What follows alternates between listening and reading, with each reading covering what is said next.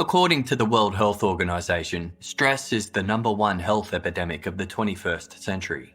People are feeling more uncertainty than ever before, and with increased stress comes greater risk of mental illnesses such as anxiety and depression. That's why Casefile is partnering with Calm, the #1 rated app for meditation, because when you meditate, your brain chemistry changes. Meditation has been shown to slow down the release of stress chemicals in the bloodstream, helping to reduce our stress levels. Calm has a whole library of simple, guided meditations that teach you how to meditate and allow you to hone in on areas of concern, like anxiety, creativity, and focus. They also have other resources to help you relax, such as soothing music and guided video lessons on mindful movement. And for those who like to fall asleep listening to stories, there's a range of bedtime tales read by soothing voices including Matthew McConaughey, Stephen Fry, and Anna Acton. So if you're stressed, take a deep breath and get calm. Right now, Casefile listeners get 25% off a Calm premium subscription at calm.com/casefile. That's calm.com/casefile. 40 million people have downloaded Calm. Find out why at calm.com/casefile.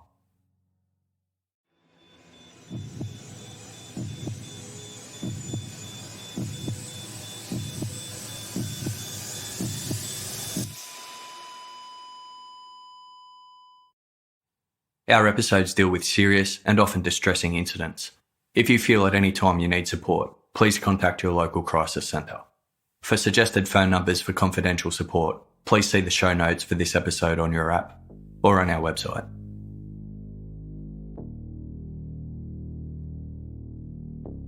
In 1987, London-based lawyer and part-time DJ Phil Green cemented a new career endeavour by founding his own modelling agency, aptly titled Supermodel Agency.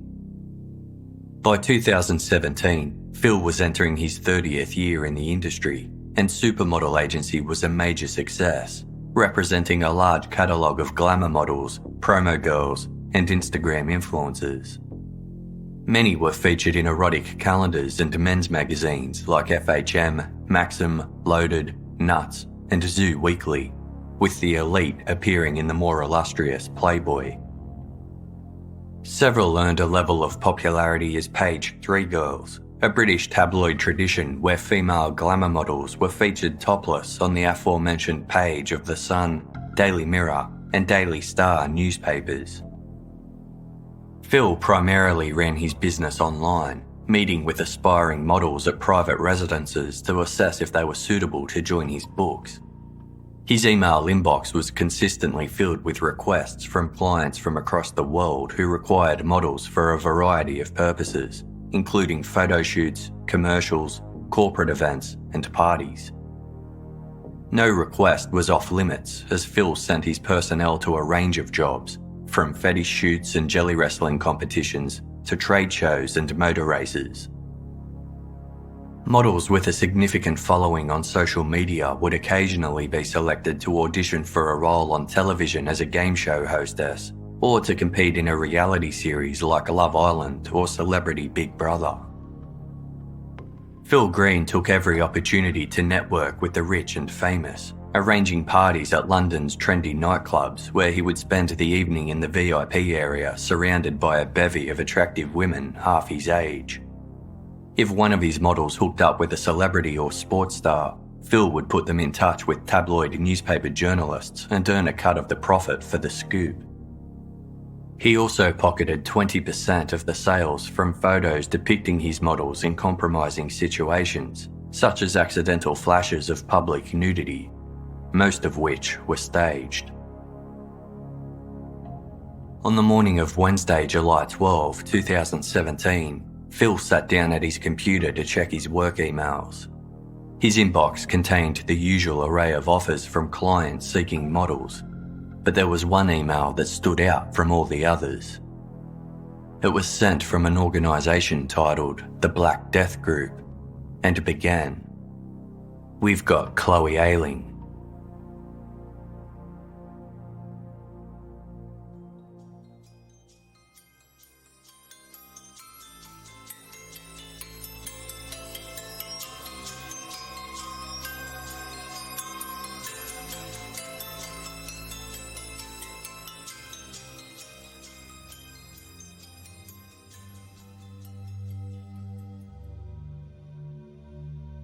Chloe Ayling never intended to be in the limelight. Her initial focus was on academia, studying law, business and psychology at A-level, before moving into sports science. Regarded as a conventional beauty, she began modelling at 18 years old, complimented for her round, feminine face that was framed by thick, long, wavy blonde hair and a slender, though shapely figure. Standing at just 5 foot 3 inches tall, she wasn't suitable for modelling high fashion, which generally required a minimum height of 5 foot 8. Instead, Chloe set her sights on glamour and commercial modelling. The teenager established an online presence by featuring in strip football challenge videos on YouTube, where she was tasked with kicking a soccer ball in high heels to her male teammates, who would then take a shot at goal.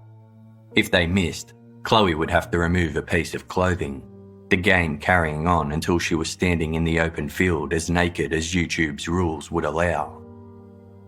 She also took part in prank videos where she participated in staged practical jokes, which involved her having to strip down to her underwear. Chloe didn't earn much for taking part in these videos, but they raised her profile and led to better jobs.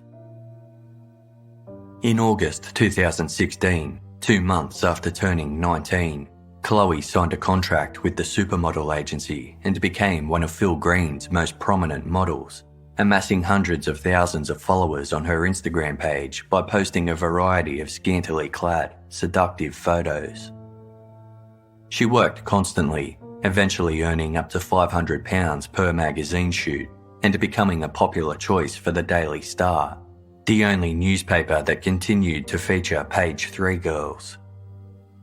It therefore came as no surprise to Phil Green when in March 2017 he received an email from an Italian photographer named Andre Lazio, personally requesting Chloe Ayling for a glamour photoshoot in Paris. His studio was titled Bassy Mafique, and he wanted Chloe to model some leather apparel for a motorcycle magazine advert. Lazio was straightforward and professional as he detailed the shoot to Phil, explaining Chloe would be posing on a motorbike in front of a green screen so that background scenery could be digitally added later.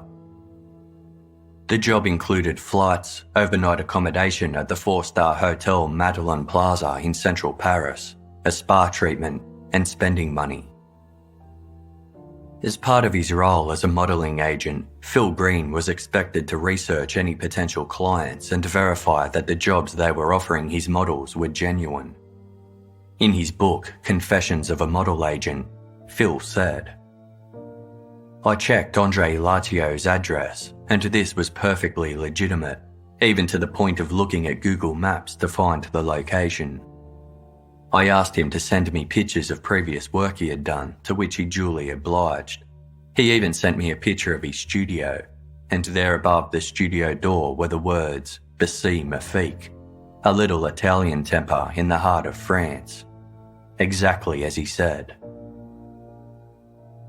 Satisfied he had confirmed the legitimacy of the job and client, Phil agreed to send Chloe to France for the shoot. Chloe was thrilled by the opportunity.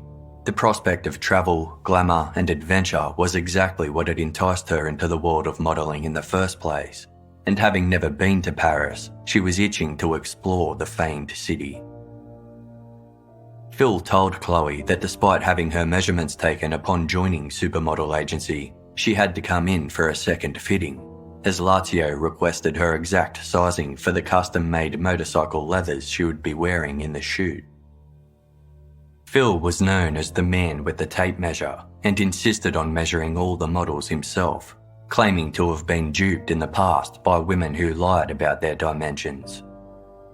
Chloe reluctantly agreed.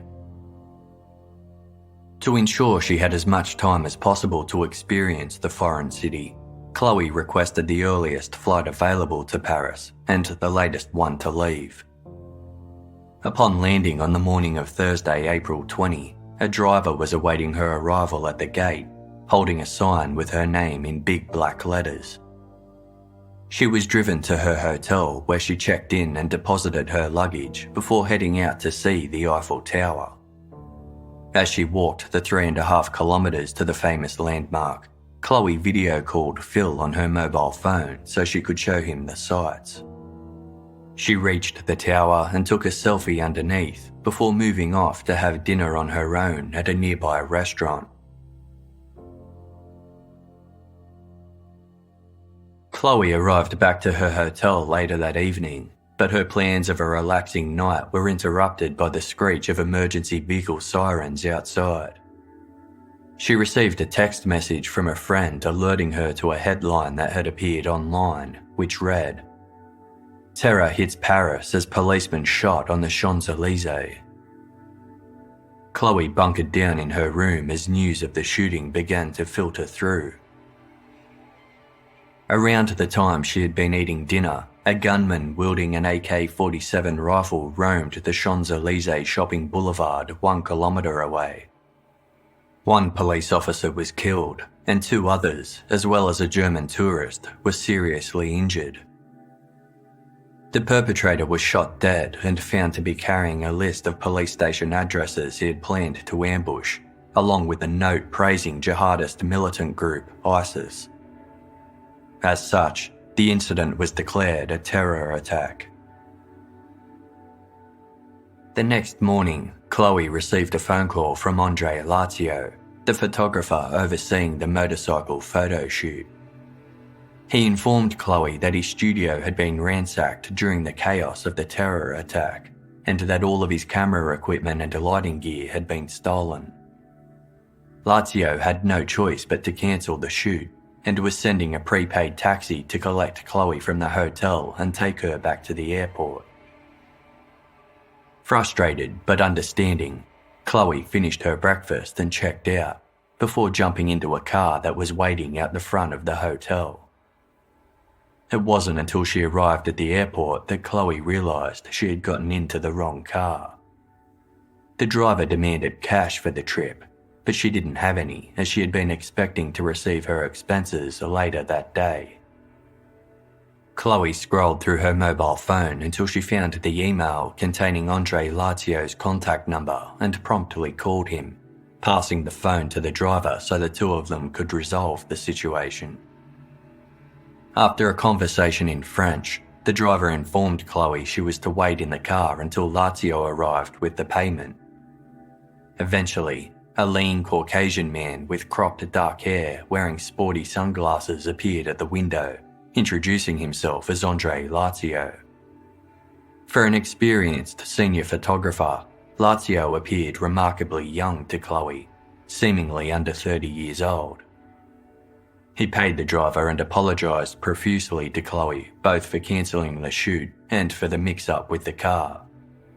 He seemed agitated and keen to get going, giving Chloe her promised £90 for expenses before leaving her to wait several hours for her scheduled flight home. Although she didn't get to complete the shoot, the trip wasn't a complete write-off for Chloe. Back in London, the Daily Star newspaper wrote an article about how one of their top page 3 models was caught up in Paris during the recent terror attack, accompanying the story with a topless picture of Chloe. A few months later, Chloe was on assignment in Dubai, which involved partying with the client, attending nightclubs and frolicking on the beach, when she received a call from Phil Green with some good news. Andre Lazio had rescheduled the motorcycle magazine photo shoot.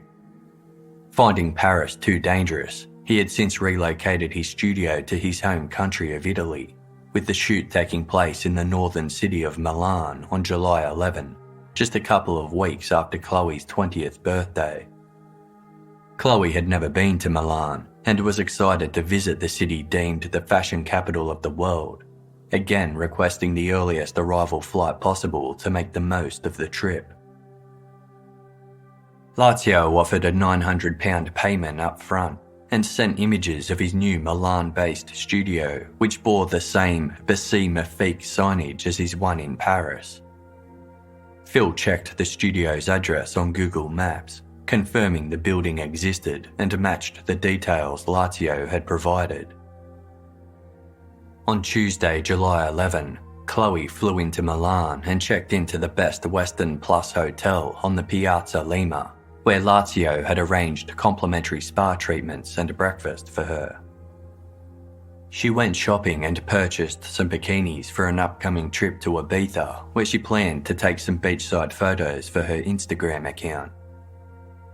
The next morning, Chloe awoke early and dressed in a pink chenille bodysuit, designer jeans, sneakers, a pink leather jacket and a cap. She packed her suitcase and at 8:30 a.m. checked out of her hotel to begin the 20-minute taxi ride to the photography studio. Later that night, as midnight approached in England, Beata Ayling was struck with worry. Her daughter, Chloe, was due to land at Gatwick Airport hours earlier at 9:30 p.m, but she had not arrived home and there had been no word from her. This was unusual, as Chloe would always ring her mother to keep her updated on her travels. Beata phoned Phil Green, but he hadn't heard from Chloe either, even though she would call him after a photo shoot to let him know how it had gone. Phil checked the status of Chloe's flight from Milan and confirmed it had landed in Gatwick on schedule. Knowing she had plans to fly to Ibiza the next day, Phil suggested she may have decided to stay in Milan another day and fly directly to Ibiza from there. Beata had a hard time believing her daughter would make such a radical change without notifying her first, and considered the possibility that Chloe had lost her phone. Phil proposed they wait until the morning before making inquiries about Chloe's whereabouts, expecting a logical explanation to arise in the meantime, and Beata reluctantly agreed. The following morning of Wednesday, July 12, there had still been no contact from Chloe. Phil called the airline and discovered there was no record of her checking in for her flight from Milan. He turned on his computer to check whether Andre Lazio had emailed through any revised plans for the photo shoot, and as he scanned his inbox, one email caught his eye. It read, "Hi, Phil Green. I go by the name MD. I am a mid-high-level contract killer working for Black Death Group. Chloe has been taken and is currently under my wings, and as long as I live, nothing will happen to her. I give my word." It went on to explain that Chloe was set to be auctioned as a sex slave on the dark web the following Sunday, unless Phil raised a ransom of €300,000. He was instructed to get the money from 3 men Chloe had named, 2 of whom Phil recognised as Supermodel Agency clients, and the other, Rory, who he did not know. MD stated he was risking his life by writing to Phil and protecting Chloe, but was unable to release her as, quote, "The sentence for that would be death for both myself and Chloe as a part of a rule that no merchandise leaves Black Death unpaid." Phil responded to the email with a single word: received. The Black Death Group alleged to be an organised crime group from Eastern Europe that dealt in weapons, drugs, bombings, assassinations, provision of mercenaries, false identity creation, human trafficking, and dark web sales. To remain incognito, Black Death did not advertise their sex slave auctions to the masses, and would change web addresses whenever their site received too much traffic. Those who managed to find Black Death's website were greeted by a drawing of 11 ominous figures wearing long robes and masks associated with plague doctors in the 1300s. The masks featured a 6-inch long black beak that was traditionally filled with pleasant-smelling plants and spices to conceal the stench of corpses. The Black Death website featured an auction page which was only accessible to users who had been recommended by current members. It advertised a range of women referred to as merchandise that were available to purchase, with the youngest the most expensive. Each auction profile included a starting bid, photos, and details of the woman's height, weight, and size. According to the group, a doctor was on staff to test the captives for sexually transmitted diseases and virginity, with those declared as pure commanding a higher price. The auctions occurred in Europe, but the victim could be delivered to the winning bidder anywhere in the world, and customers with a specific woman in mind could also pay a significant cost to have the Black Death group kidnap targets that fulfilled their individual requirements. Black Death's notoriety was well established, but also dubious.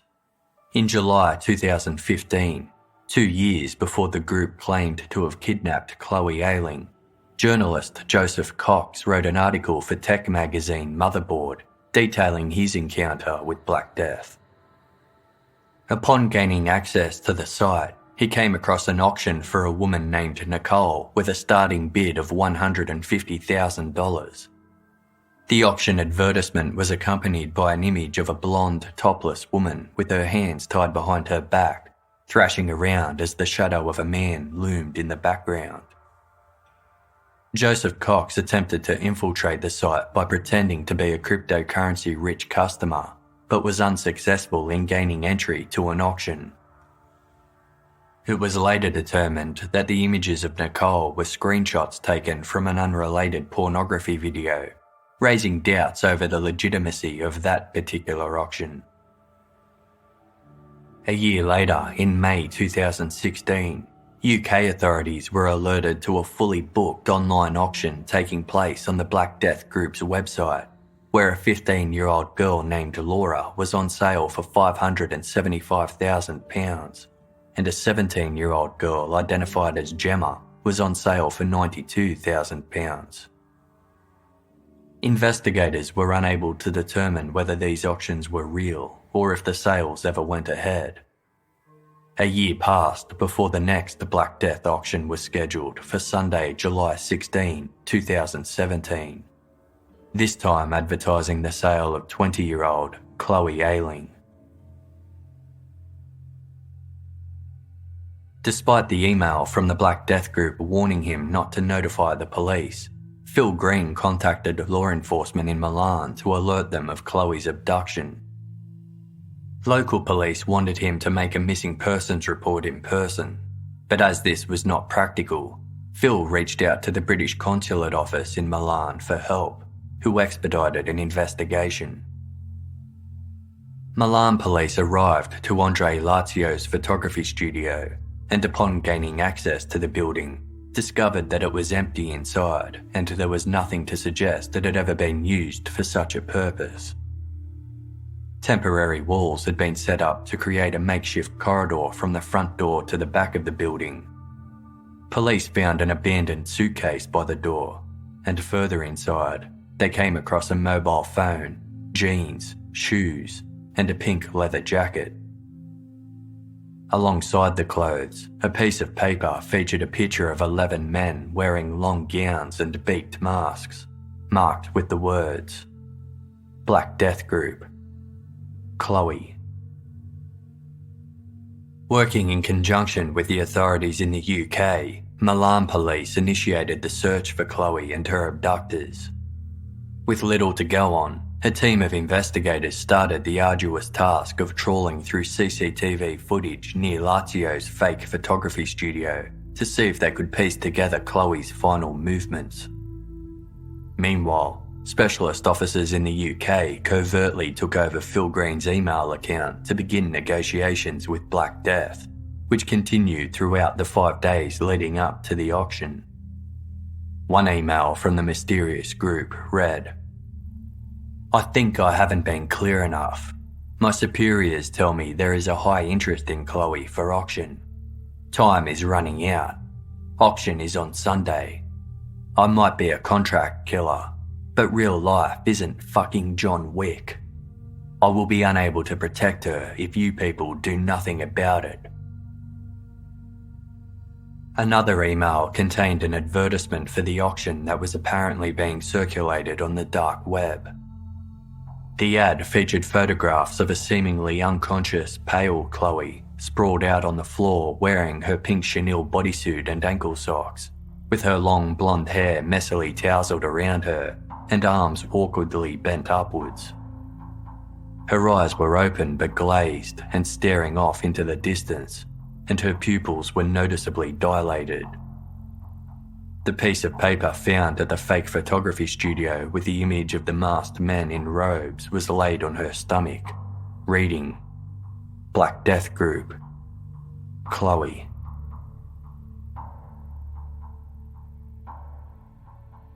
Believed to be a victim of human trafficking, Chloe was subject to the highest alert in Europe. As the date of the auction loomed, her image was distributed to police stations all over the continent, with international police organisation Interpol now involved in the investigation. Beata Ayling and Phil Green were in constant contact with the British consulate to receive updates on any developments in the case, which were limited. Investigators had yet to find evidence indicating Chloe's whereabouts, and were so far unsuccessful in locating the invitation-only dark website where her auction was to take place. Phil had attempted to come up with the ransom, but had only managed to extract an offer of £20,000 from one of the 3 men on the list of names Chloe had provided to the Black Death Group. As the date of the auction came and went, the police and Chloe's loved ones waited in nervous, helpless anticipation. At 9:30 a.m. on Monday, July 17, the day after the auction, the British consulate in Milan opened its doors and a man and a woman walked in together. The young, blonde-haired woman was wearing a tracksuit that was too big for her petite frame and a pair of running shoes. She approached the front counter and told the receptionist it was an emergency and that she'd be seen to immediately. The couple were ushered through a metal detector and past 2 armed soldiers into the office of the consulate. A translator greeted them, and the young woman announced, "I was kidnapped. I'm Chloe Ayling." Chloe was immediately led into a private room. When the man she was with tried to follow, a group of armed security guards gathered around him, ordering him to stay put. Chloe told the consulate staff the man was a friend and that she had called him after being released by her kidnappers. However, when the police arrived, they asked her to provide the phone number she had used to call this supposed friend, and she was unable to. Caught in her lie, Chloe panicked, telling the police that although she was now free, she was still under the clutches of the Black Death Group. Chloe relayed her ordeal to police, starting her story 6 days earlier on Tuesday, July 11, the day of the photo shoot. After departing her hotel, she took a taxi to Andre Lazio's studio.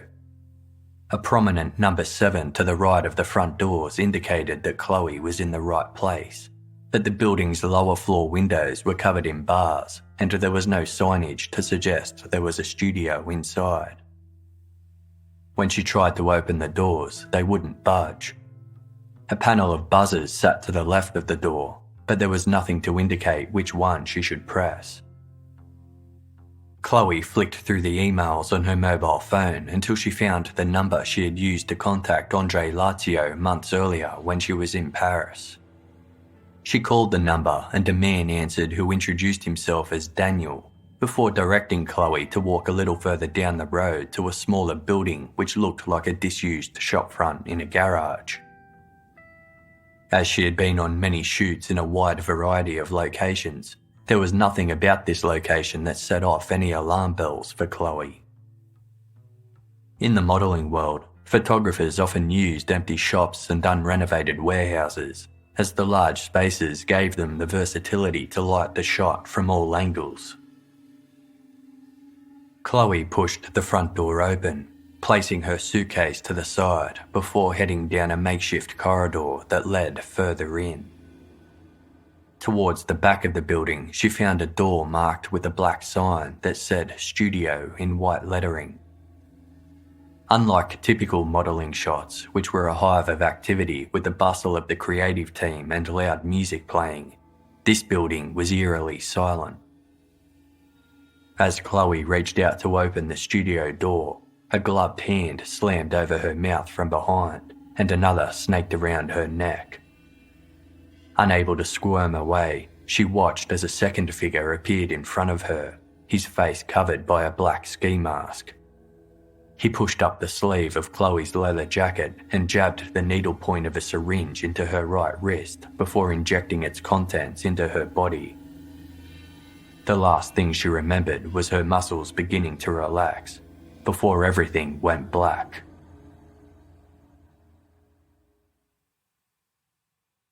When Chloe awoke sometime later, it was pitch dark. Her wrists were handcuffed together, her feet were bound, and there was duct tape covering her mouth. She was still wearing her bodysuit and socks, but everything else was gone. Her heart was beating abnormally fast, and she was only able to take short, shallow breaths through her nose. She could feel movement beneath her, but was completely confined in a hot, compact space that limited her to the fetal position. She soon realised she was inside a bag. Chloe was able to manoeuvre her hands to peel the tape off her mouth and began wiggling her finger against the zip of the bag, eventually opening a small gap that allowed some air in. As her grogginess subsided, she realised she was in the boot of a moving vehicle and screamed for the driver to stop. She worked the zip open until she could get her cuffed hands out and began hitting them against the underside of the parcel shelf above, which dislodged and came tumbling down on top of her. The vehicle immediately swerved and came to a stop. Chloe heard its doors open before the lid of the boot launched upwards, and she saw two men wearing black ski masks looking down at her. Without a word, they replaced the tape over her mouth and zipped the bag up again. They drove for what felt to Chloe like hours, only stopping occasionally so her captors could give her sips of water and replace the tape over her mouth, which had a hard time sticking against her sweaty skin. When the car stopped for a third time, an unfamiliar, unmasked man climbed into the boot and started spooning her. Chloe considered whether his lack of disguise meant she was not expected to get out alive to identify him, and took the opportunity to bombard him with questions about her predicament. He spoke with an accent in broken English, never raising his voice above a whisper, telling her that she had been kidnapped by two Romanian men who had now passed her onto him and the driver of the car. He answered her many questions with the same response. "I don't know." Helplessness washed over Chloe and she started to cry. The man tried to calm her nerves by promising they would not harm her, and she felt somewhat soothed by his soft voice and kind manner. He gently pulled her bodysuit straight without any unnecessary touching to prevent her breasts from being exposed, which reassured Chloe that he did not intend to sexually assault her. The pair remained in the hot, stuffy boot together for the remainder of the journey, during which the man agreed to unlock Chloe's handcuffs to provide her momentary relief, but replaced them as soon as the car reached its final destination. Chloe was zipped back up into the oversized duffel bag, with her two captors threatening to inject her with a sedative again if she didn't cooperate. Terrified at the thought of the syringe, she complied, remaining still so they could carry her up what felt like a steep hill. She heard the sound of a door unlocking, and they gently placed her down and unzipped the bag. Once her eyes adjusted, Chloe realised she was in a cramped and cluttered kitchen. The man who had spent the final leg of the car ride in the boot with her remained unmasked, while his cohort wore a balaclava.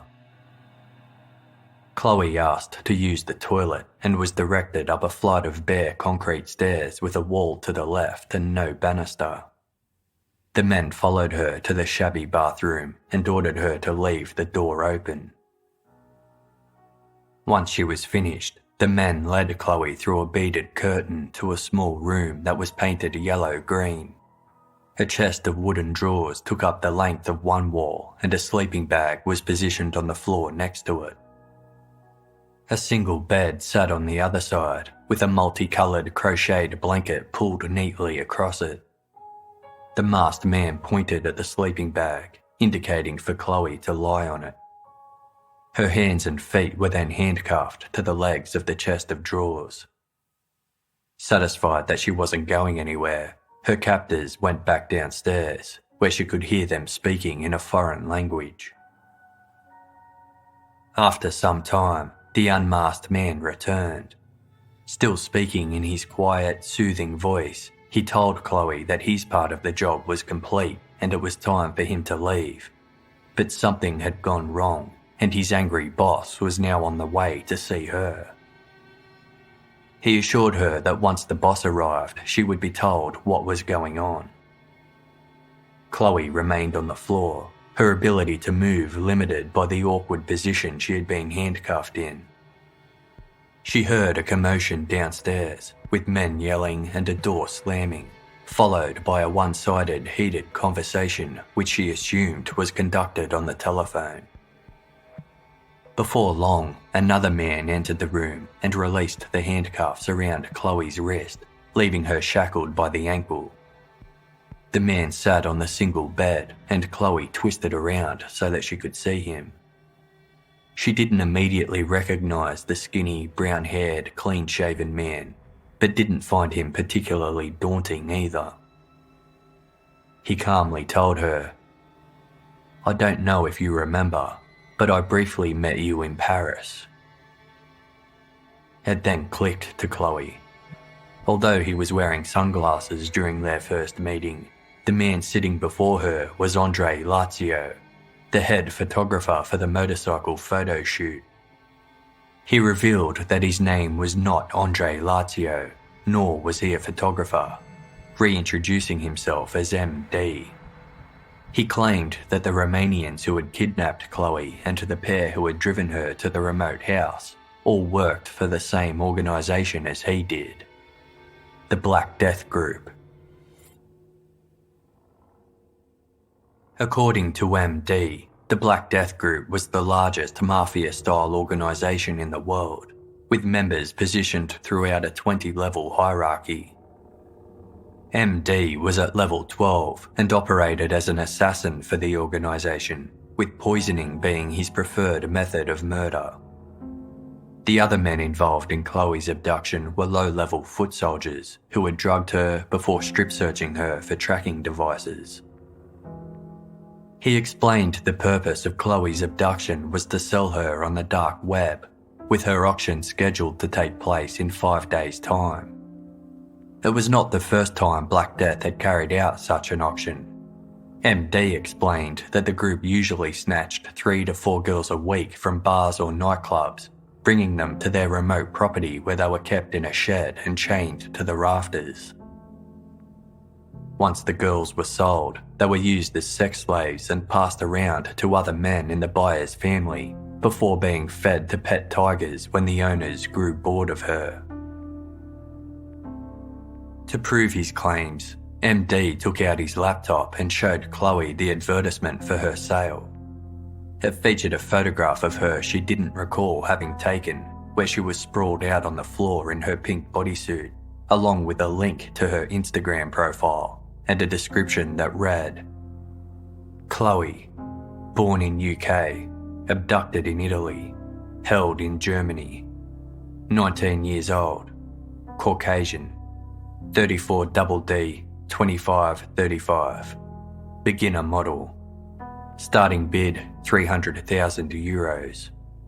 Auction takes place 16 July 2017. MD revealed that very powerful men in the Middle East were showing a lot of interest in her auction, but a problem had since arisen in Black Death's plans, and his superiors were not happy. He scrolled through their website to the list of rules governing Black Death's auctions and pointed to one that read, "We do not sell girls that are terminally ill, pregnant, have STDs, or are young mothers." The group had failed to realise that Chloe was the mother of a 2-year-old son, having fallen pregnant at the age of 17. She had long since split with her son's father, and the estranged couple shared custody of the young boy. Under the Black Death group's own rules, Chloe Ayling could not be sold. MD only found out Chloe had a son after seeing pictures of him on her Instagram page, forcing him to cancel her abduction, which was originally intended to take place during her trip to Paris in April. However, the lesser-ranking Black Death members had misunderstood the change of plans and continued emailing Phil Green using the Andre Lazio alias to reschedule the fake photoshoot in Milan to carry out the crime there instead. As she had already been advertised for sale and the Black Death group didn't want to upset their wealthy clients, MD stated that the only way to secure Chloe's freedom was for her to come up with her own starting bid of €300,000. This wasn't particularly reassuring to Chloe as she didn't have access to such funds, but MD said he would do whatever he could to help her out. He told her to come up with the names of 3 people who would be willing and able to provide the money to secure her release. Chloe gave him the names of 3 well-off associates: Rory, an investment banker she had recently dated, and 2 Supermodel Agency clients, one who managed public relations for 66 magazine, and one who owned men's lifestyle magazine, Loaded. MD explained he would email the names to Phil Green and tell him he had until Saturday to get the money together. Otherwise, Chloe's auction would go live on Sunday. Although being a mother had significantly decreased Chloe's value, MD was confident there would still be interest in her sale.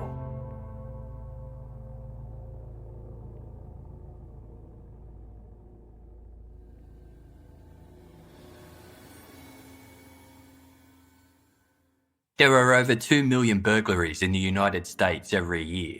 That's 1 every 13 seconds. And according to studies, just over 10% of break-ins are planned beforehand, meaning the vast majority are random crimes of opportunity. But only 1 in 5 homes has home security, maybe because some companies can make it expensive, confusing, and difficult to install. That's why SimpliSafe is my top choice. SimpliSafe protects your whole home, every window, room, and door, with 24/7 monitoring for just a fraction of the cost. There's no contract, hidden fees, or fine print, and it's designed to blend right into your home. SimpliSafe is also easy to order and easy to set up, usually getting installed in under an hour. The company has won lots of awards, from CNET to the New York Times Wirecutter.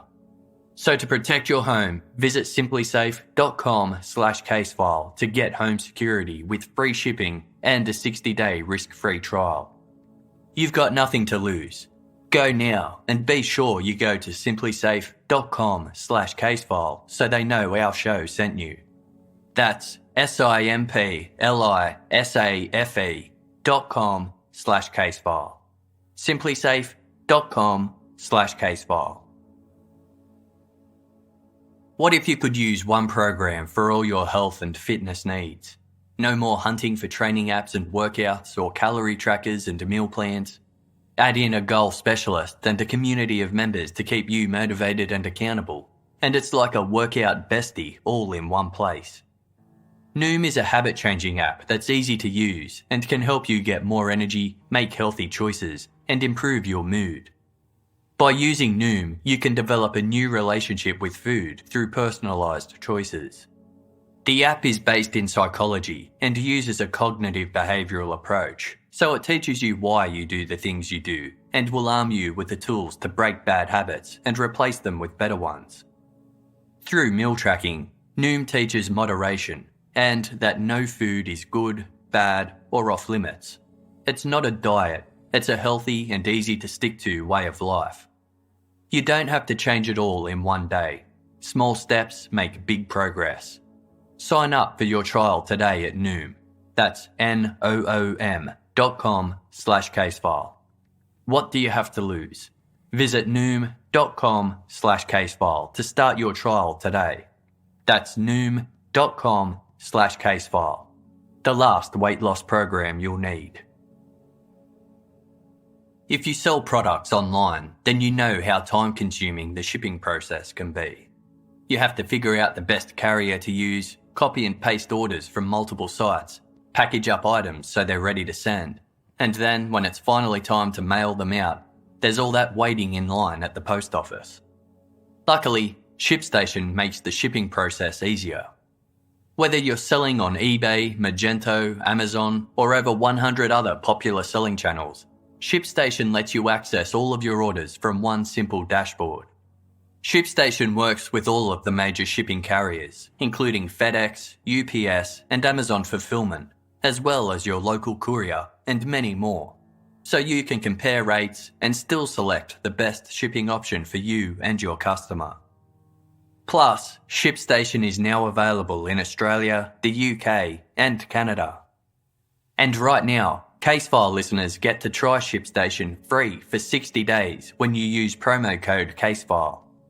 See for yourself why ShipStation is rated number 1 by online sellers in the US. Just visit shipstation.com, click on the microphone at the top of the homepage and type in Casefile. That's shipstation.com, then enter promo code Casefile. Shipstation.com. Make ship happen.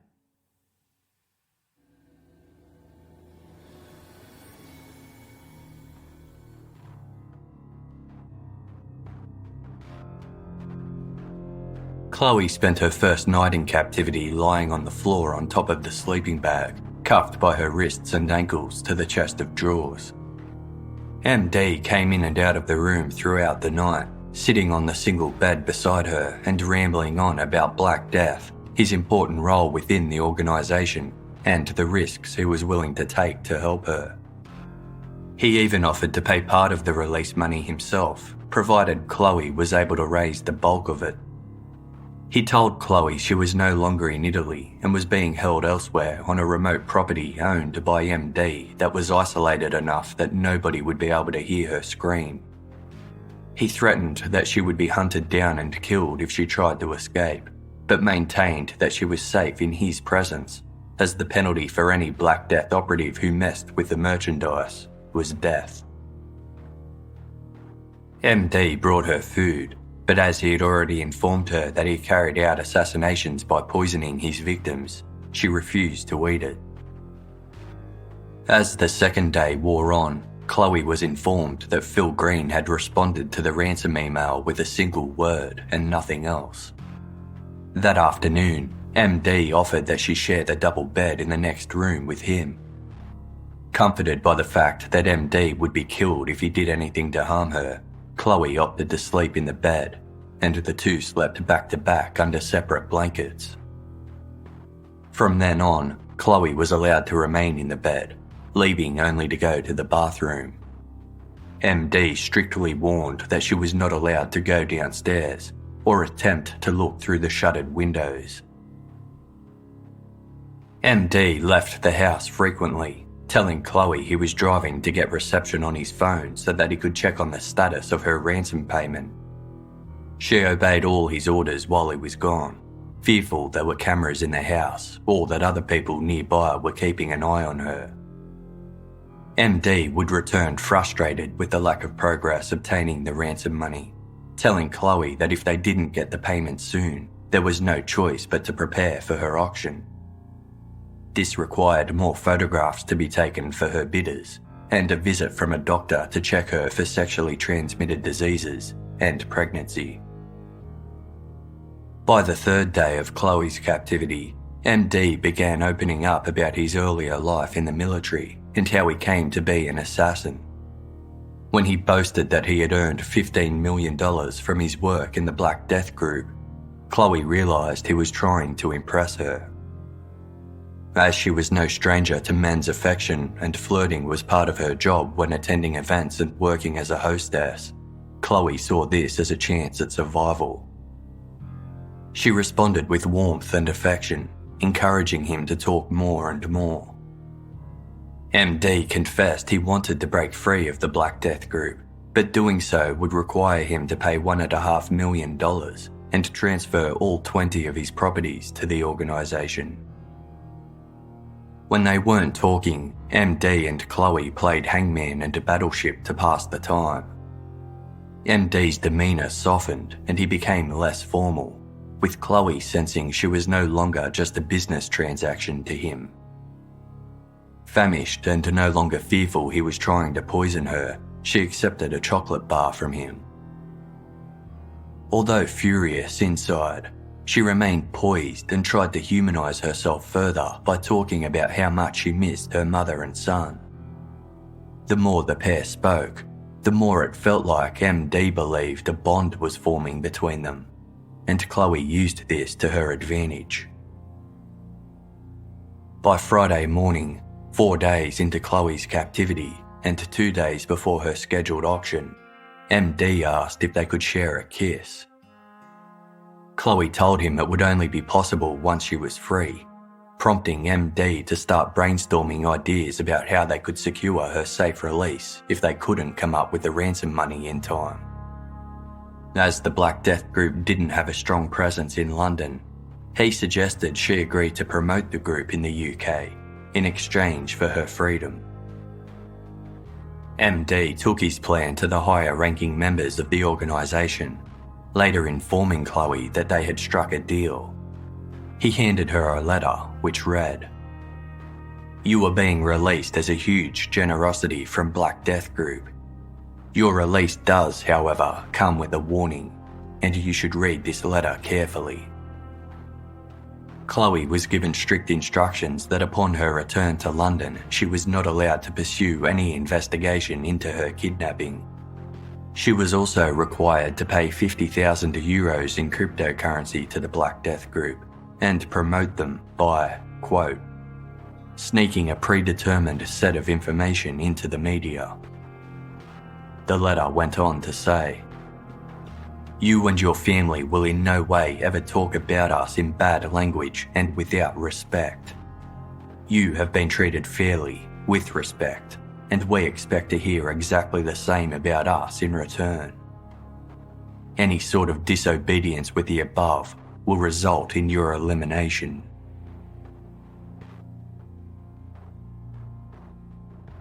Following her release from the Black Death Group on Monday, July 17, Chloe Ayling was transported to the Milan police station where she was formally questioned about every detail of her abduction and captivity. Everything she said was recorded, analysed, queried and clarified, which was a time-consuming process requiring the help of a translator. She was also subjected to a thorough medical examination. Forensic testing revealed there was no trace of drugs in her urine, indicating she had not had any within the previous couple of days. But a hair sample came back positive for ketamine, a horse tranquilizer notoriously used as an incapacitating agent in date rape incidents. A pinhole-sized puncture mark on her wrist was evidence of a syringe wound, and the bruises around her wrists and ankles were consistent with having been handcuffed for an extended period. As she was being questioned, officers had been following up all of her claims and had figured out the location where she had been held captive, finding her DNA on the handcuffs, floor and bed. MD had lied to Chloe about crossing the Italian border. The run-down farmhouse she had been taken to was located in a tiny hamlet of derelict houses near the small northern Italian village of Lamia, 35 kilometres northwest of the city of Turin. MD did not own the property as he said, but had rented it for a 20-day period over the time of her imprisonment. The closest place to buy food and supplies was a 15-minute drive away in Viu, a picturesque alpine town with a grocery store, cafes and shops. Although Viu was busy during the snow season, It was quiet during the summer, and strangers in the town stood out. Local traders were shown photographs of Chloe and her male consulate companion, and several recognised MD right away. He had visited the town to dine at the local pizza restaurant nearly every day of Chloe's captivity, with the owner of the mini-mart telling police that he had been into the store 3 or 4 times to purchase groceries. On the morning of Chloe's auction, witnesses saw him at the mini-mart again, but this time he was in the company of a blonde-haired woman. The pair appeared to be a couple, holding hands and wearing matching outfits consisting of tracksuit pants and white t-shirts. The woman, who was positively identified as Chloe Ayling, had been left standing outside the store while MD went in to buy fruit. The pair were also seen shopping in a shoe store, where MD purchased Chloe a pair of running shoes that cost around €40. CCTV footage collected from the streets of VU confirmed these sightings, capturing Chloe and her alleged kidnapper leisurely strolling hand in hand in broad daylight. This evidence provided a stark contrast to the allegations made by Chloe, who told police she was not permitted to leave the farmhouse where she was being held. After 15 hours of interrogation, police confronted Chloe with this discrepancy, causing her to break down in tears. Chloe revealed that upon securing her release, MD made plans to drop her off a 20-minute walk away from the British consulate in Milan. But as her jacket, jeans and sneakers had been left in the abandoned building following her abduction, she had no clothing or shoes to facilitate the journey. She borrowed a tracksuit from MD, and on the morning of Sunday, July 16, he decided to take her shopping for shoes. For the first time since her captivity, Chloe was allowed downstairs and out of the farmhouse.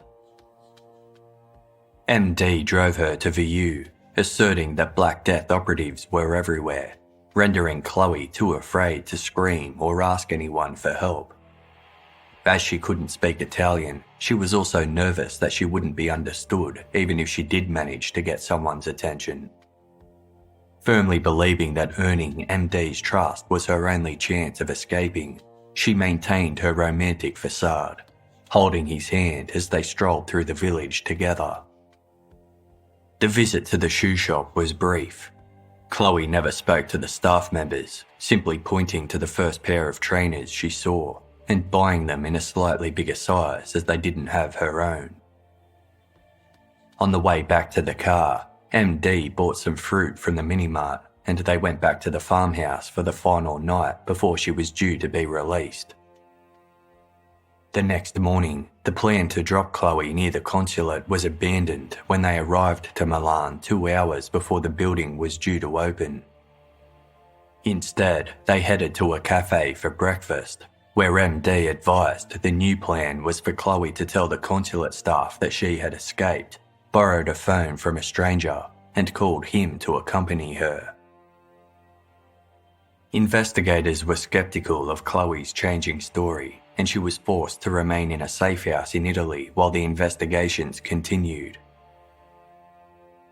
After being informed that she would not be allowed to return home until she had provided police with all the evidence they needed, she agreed to participate in video interviews over the following days, in which she escorted investigators on a tour of the locations of her kidnapping.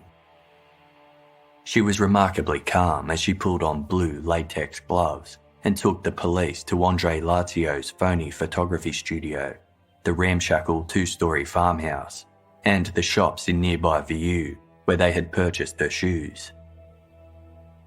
At the farmhouse, she broke down upon discovering the property was not as remote as she was led to believe, with occupied houses neighbouring both sides, close enough that they would have likely been able to hear Chloe if she had screamed.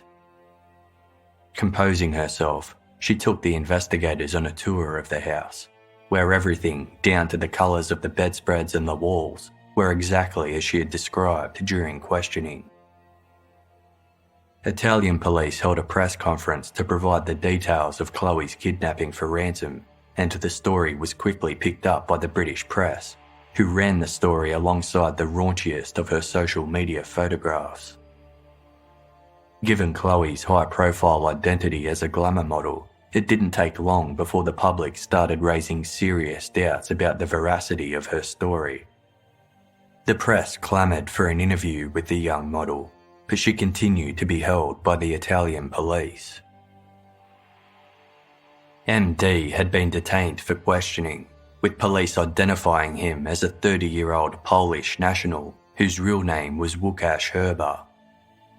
Łukasz possessed a false ID issued in the name he had used to rent the false photography studio for the fabricated Andre Lazio. He also carried a business card that listed his business name as Permanent Solution, featuring a logo of the Grim Reaper on one side and a complicated dark web email address for MD on the other. Łukasz initially stuck to the story that he was a friend of Chloe's, but police remained unconvinced.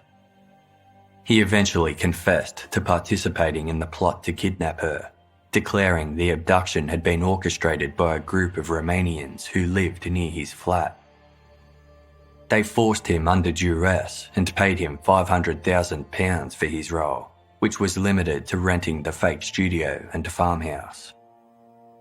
He made no mention of the Black Death group, justifying that he had only agreed to participate in the crime because he was undergoing treatment for leukemia and needed money for the medical care. However, he was unable to provide any proof that he had been diagnosed with the life-threatening cancer or was undergoing any treatment, and was subsequently placed under arrest for his participation in the kidnapping of Chloe Ayling. During his time in police custody, Łukasz Herba was badly beaten by other inmates after they heard he was involved in a violent crime against a woman. News of the attack reached Chloe Ayling, who felt a mix of sympathy and fear, wondering who would protect her from the Black Death group now that Łukasz was in prison.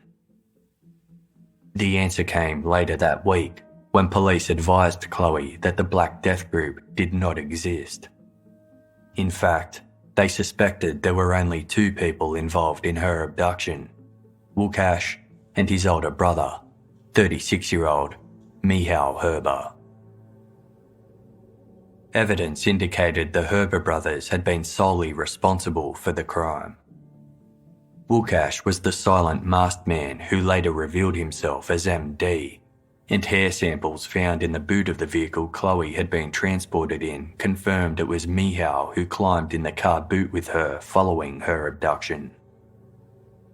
Łukasz had told Chloe that he had never been to England, when in reality he lived there in a council-owned flat in the Western Midlands city of Oldbury. He had become obsessed with Chloe over the past 2 years, admiring her from afar through social media. Police believed Łukasz had kidnapped Chloe in the hopes of obtaining a ransom payout, and that by posing as her saviour she would enter into a relationship with him. There was no evidence to indicate the auction was anything but a fictional tale woven by Łukasz to fool both Chloe and her agent, Phil Green. The Herba brothers' involvement came as a shock to those who knew them in their native home of Poland, where they were known as polite, bright, kind and hard-working. Their neighbours in the UK had other opinions, regarding Łukasz in particular as a strange loner who walked around with a pet rat on his shoulder and was obsessed with computer games. One of Łukasz's former girlfriends described him as a Walter Mitty type character who lived in a fantasy world and lived to impress others. She said he was selfish and narcissistic, presenting himself as too good to be true. He'd drive around in a luxury Mercedes whilst wearing a pinstripe suit, fabricating lies that he owned land overseas, was involved in the gold trade, was a crack shot with a sniper rifle, and ran a successful international firm making synthetic chicken feed. He also raised concerns by joking to his former girlfriend about spiking her drink with drugs. she told the Daily Mail newspaper. He seemed different to other guys, like he had class, but that is just the image he was trying to create. I was very impressed by him. He'd told me he had finished 3 types of business studies, had a big imagination and big plans for his business. He told me he was going to Los Angeles for 6 weeks to find new contractors. In reality, Łukasz was in Milan, busy executing his plot to kidnap Chloe Ayling. During the pre-trial court proceedings, a curtain separated Chloe from the gaze of her abductor as she provided her testimony against him. When the court was satisfied, she was finally allowed to fly home to the UK, where the paparazzi were camped outside her house.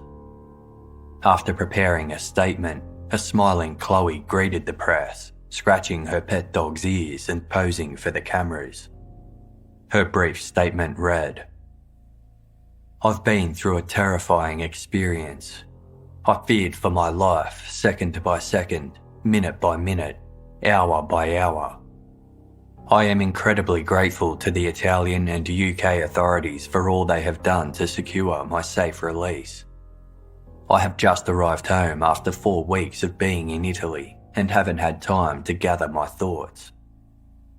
I'm not at liberty to say anything further until I have been debriefed by the UK police." Phil Green's phone was ringing off the hook with clients offering to pay 10 times Chloe Ayling's usual rate to book the infamous model.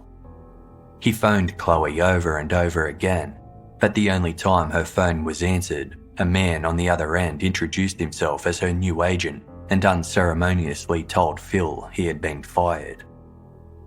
Hurt and angry, Phil took his frustration to the interview circuit, claiming to have been left out of pocket for expenses related to the kidnapping.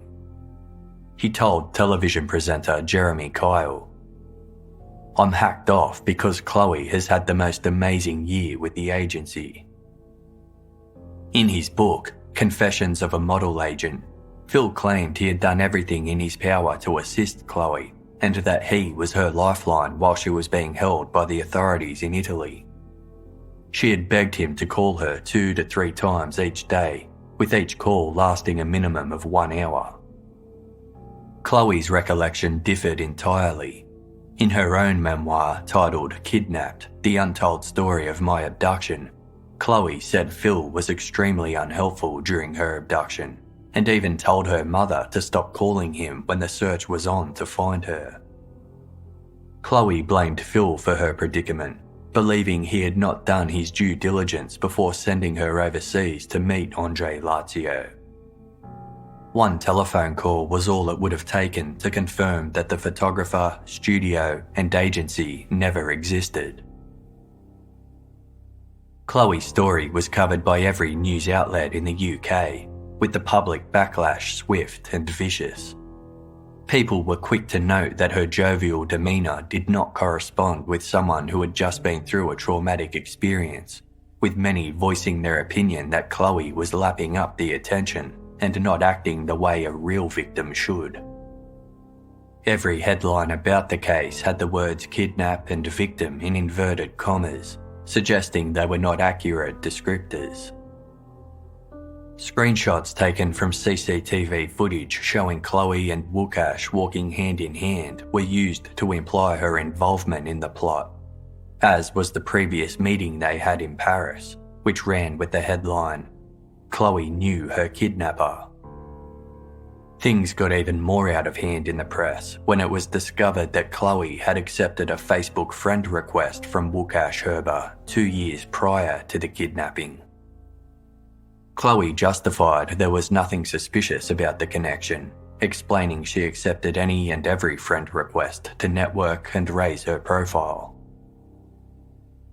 Chloe's new agent negotiated increasingly higher fees for an interview with her, and she appeared on many high-profile interview shows, including 60 Minutes, where she outright blamed Phil Green's failure to perform adequate research into Andre Lazio for her kidnapping.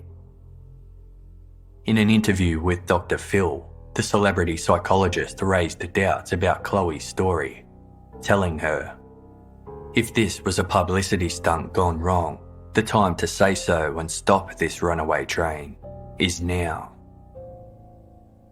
He was one of many interviewers who treated her story with skepticism, but stopped short of calling her an outright liar. Chloe was offered £5,000 to appear in an interview with UK breakfast program Good Morning Britain, in which the host, Piers Morgan, accused her of lying about her ordeal. As in all her other interviews, Chloe came across as unemotional and aloof, appearing to have the glimmer of a smirk on her face.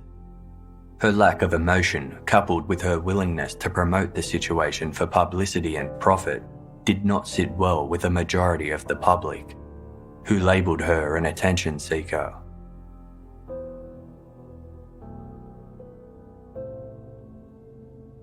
In February 2018, Łukasz Herba faced trial in Milan, appearing happy and relaxed as he entered the courtroom. His defence team argued that Łukasz had become infatuated with Chloe and that the whole ordeal had been set up by her. They pointed to the fact they had been Facebook friends since March 2015 and presented the CCTV footage of the two holding hands in view. A neighbour of the farmhouse where Chloe was held testified that he had seen Chloe with Łukasz at least twice, and that from a distance it looked like they were a couple. Łukasz told the court that Chloe had been complicit in the plan from the start, saying, "She wanted to be a model and she wanted to go on reality TV. She said she wanted to raise her profile and that it would be useful to her career to create a scandal. She needed help, and so I decided to help her. She had a site where if you paid money you could see spicy photographs. She has no money, so I said I would help her. I hoped that at the end she would remember me and we could be together. I loved her. I never hurt the girl. I was not violent with her. If she felt forced verbally in any way, I am very sorry. But it certainly was not as Chloe has described. I was in love, and I was hoping that once her fame took off, that she would repay me with feelings, and we would share the money." In his testimony, Łukasz claimed he had told Chloe about the plan when she was in Paris, but she was unhappy with the location he proposed she be kept in, so he changed the plan to Milan. He admitted to creating the fake auction website, claiming Chloe helped him write the extortion emails to Phil Green. His story changed continually and he contradicted himself often without noticing. He flat out denied ever telling the Italian police he had leukemia, and his delusions became so strong and obvious that his lawyer requested a mental health assessment partway through the trial. Chloe did not have to appear at the trial, with the court relying on the testimony she had given in the proceedings shortly after her release. The prosecution believed he intended to carry out the kidnapping during the original trip to Paris, but backed out after being spooked by the terror attack. They described Łukasz as a fantasist with narcissistic tendencies and used evidence gained from his phone and computer to argue that he had spent months planning the kidnapping. Shortly before Chloe's abduction, he had ordered ski masks and gloves over the internet and had repeatedly used his personal computer to Google the terms Chloe Ayling, Black Death, sex trafficking, and ketamine. During his time in police custody, Łukasz phoned his mother and asked her to dump his car and delete his emails, unaware that all calls made within the prison were recorded. As he gave his mother the password to his computer, investigators had no trouble accessing his files. They found correspondence between Łukasz and his brother Michał, with one message instructing, "Buy a big trip bag, very big. You know for what purpose it serves, so you know how big it should be." In another, Michal advised Wukash to be kind to Chloe, as she would be more willing to cooperate. Investigators didn't find a single record of any message, email, or telephone call between the Herber brothers and Chloe. On June 11, 2018, Wukash Herber was convicted of kidnapping Chloe Ayling and sentenced to 16 years and 9 months in prison. The court found no evidence to suggest Chloe had been complicit in her own abduction.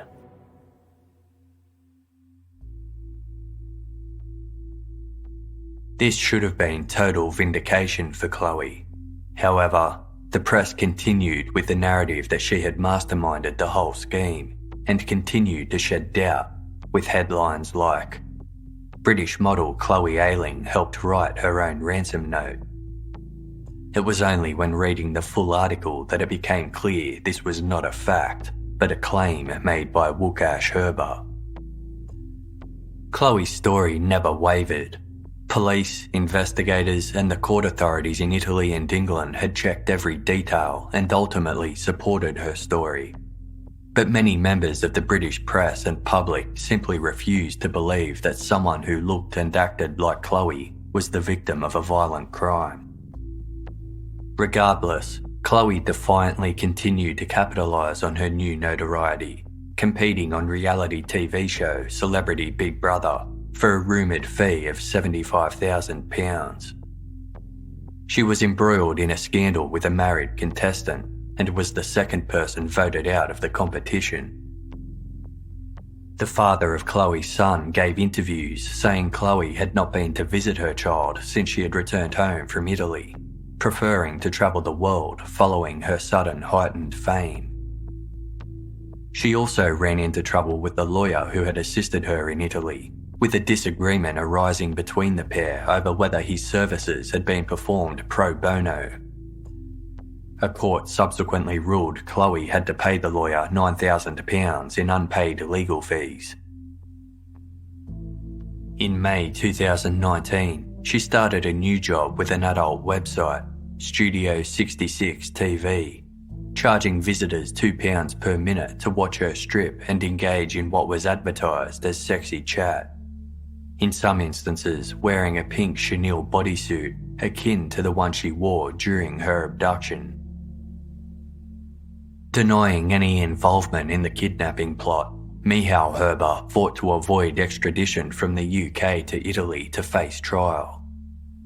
In December 2017, he was granted permission to appeal the decision at Westminster Magistrates Court, with the solicitors releasing a statement arguing the entire case was a sham and there was no evidence of Michal being involved in any of the alleged conduct. They believed he would not receive a fair trial in Italy, given his brothers had already commenced. The appeal was rejected, and Michal was eventually extradited to Italy in October 2018. Despite Chloe initially being told she would not be required to provide evidence in court, Michal won an appeal requiring her to be questioned over her alleged involvement. As she expressed feeling vulnerable about returning to the city where she had been abducted 2 years earlier, she was permitted to appear from the Westminster Magistrates Court via video link. She continued to stick by every word of her original story and denied the defence counsel's claims that she orchestrated her kidnapping as a publicity stunt to boost her public profile. Chloe said the whole incident had completely ruined her reputation, and it had never been her choice to go public with the details. As of June 2019, Michal Herber's trial is still underway. Chloe has since had time to reflect on her ordeal and the public's perception of her. In a 2018 interview with the Guardian news site, she said, "I don't think people believed me because I wasn't in tears. But I was happy, as you would be, seeing your family after a month when you thought you weren't going to again. Also, because cameras are an everyday part of my life, I probably reacted differently from how most people would if they had been through the same thing. I think if you're going to be a glamour model, you're bound to be portrayed in that way. It's just the stereotype, I guess, that we want fame and publicity. In her book, Kidnapped, The Untold Story of My Abduction, Chloe wrote, "Every single word printed in this book is the truth. If you still think this is a fictitious story that I have made up because I'm an attention seeker, I suggest you read something else. I don't have time for you or your skepticism. Going through what I have gone through has taught me one thing. You never know what is going to happen. You never know what is round the corner. You have to live every moment."